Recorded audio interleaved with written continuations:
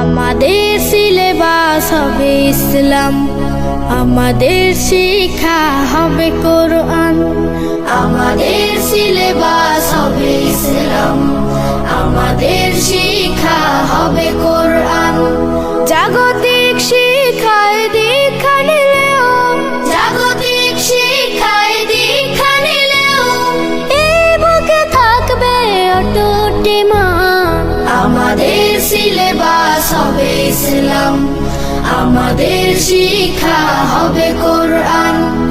আমাদের সিলেবাস হবে ইসলাম, আমাদের শিক্ষা হবে কোরআন।